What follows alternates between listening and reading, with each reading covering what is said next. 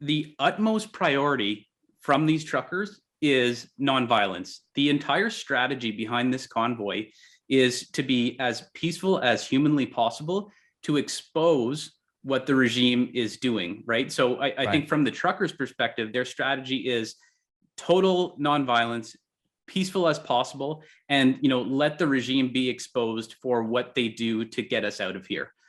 You've also seen, and it doesn't get a lot of media coverage, but you've seen instances in which a Confederate flag would be walked across Parliament, and people are actually going after the guy and saying, hey, that's not good, get that out of here, we don't want you here, that's not what we're here for, that sort of thing. But that will never get airtime.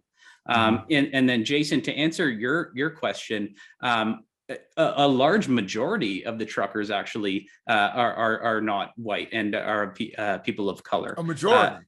Well, I wouldn't necessarily say a majority. I'll walk that back, but I will say that in the Greater Toronto area in particular, there is a massive contingent of South Asian truckers. And, I would say that they make up a significant portion of the total trucking population. So I think where you are in Canada, that will differ based on the demographics, but this is certainly not, a mostly white trucker movement. This cuts across every race, creed, vaccination status, political stripe.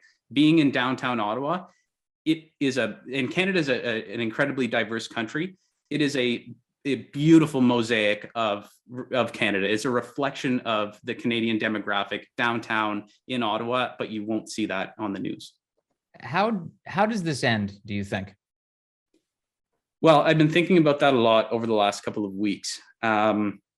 And I think the answer has become more and more clear to me over the last few days. I think seeing the police response to confiscating fuel, removing firewood when last week the weather was, minus 30 below.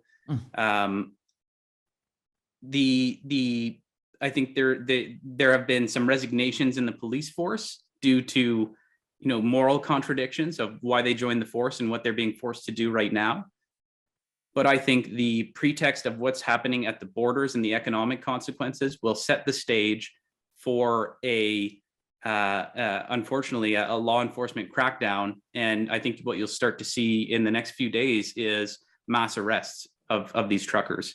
I think one other thing that we heard in the last couple of days that was quite disturbing was talks about involving children's aid, because a quarter of these protesters and in these trucks apparently have children and families with them. So you're hearing talks about bringing in child protective services at this point.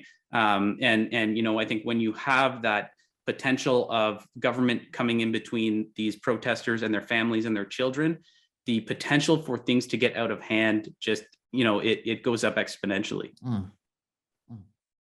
Yeah, this looks like it's going to be I was thinking that as well. I'd read that as well, that people were saying that this could be an unsafe environment for children.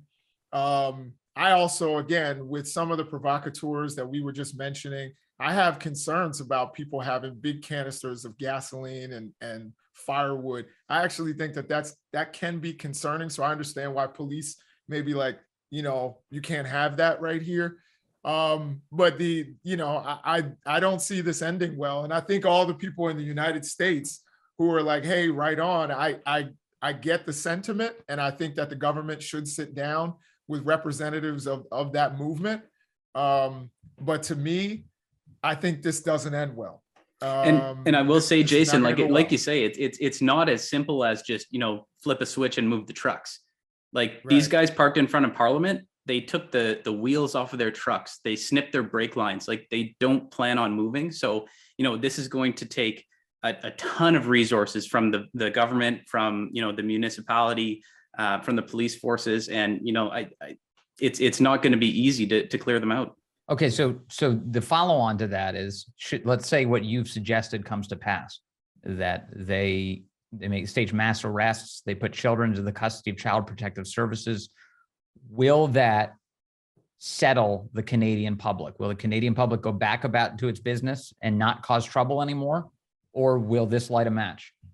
Well, I think, in looking back and what we've seen in the last couple of weeks, the truckers have won. They have triggered a political realignment in Canada, in which, you know, you have conservatives as the opposition, who 2 to 3 weeks ago, you know, they weren't even tabling a discussion to remove vaccine mandates. And now, you know, that's their main talking point. You know, you saw the leader of the federal opposition be kicked out and replaced. That was as a direct result of this convoy. You've seen caucus members of Trudeau's Liberal MPs come out and, you know, voice their discontentment with the way that he's managed this and started to separate themselves from the Prime Minister. So I think the progress that these truckers have made should not be understated. And, you know, I think if we do see these mass arrests, if we do see, you know, children being put into protective services, I think this only stokes the fire more.